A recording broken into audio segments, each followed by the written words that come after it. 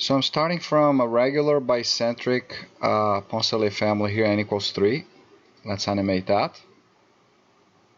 Okay.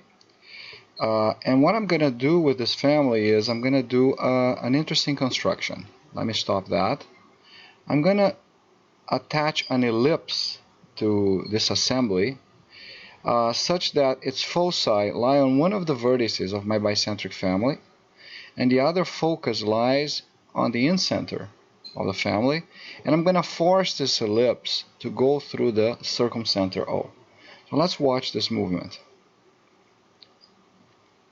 So this green ellipse, as I said, has two foci. One of them is the one of the moving vertices of the family, and the other focus is the incenter. It's fixed on the incenter. I'm forcing the ellipse to go dynamically through the circumcenter of the family. Okay, now I'm interested in the following locus phenomenon.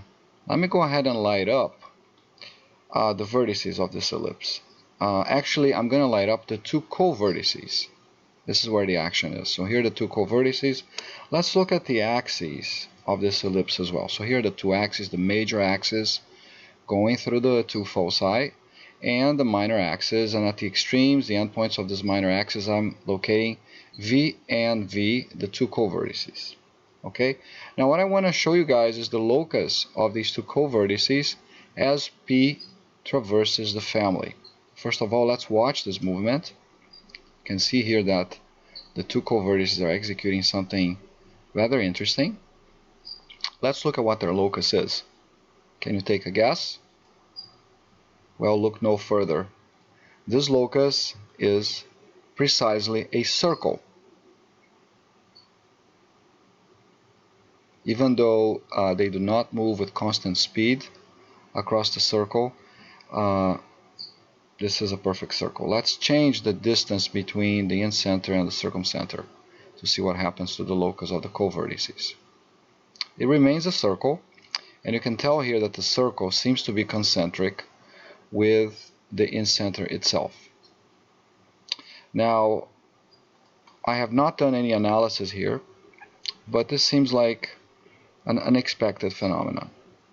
Let me know if you have any ideas on how to prove it. By the way, what is the locus of the other two vertices, the actual vertices along the major axis? You're going to see that they're not simple curves. Let's go ahead and show this vertex, this green major vertex here, and this other vertex over here, and now let's draw their loci. Okay, so you're going to see here that this locus of the two vertices, the major vertices, they comprise a heart-shaped inner thing and something outside of the system here that looks like a circle or maybe a conic, but to the best of my knowledge it is neither. This is a non-conic green locus of the major vertices with two components. So one of the vertices moves along this heart-shaped curve, and the other vertex moves along that outer non-conic green curve.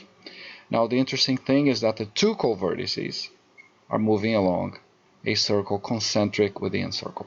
Anyway, guys, that's what I wanted to show. Thank you very much. Happy New Year, Happy New 2022.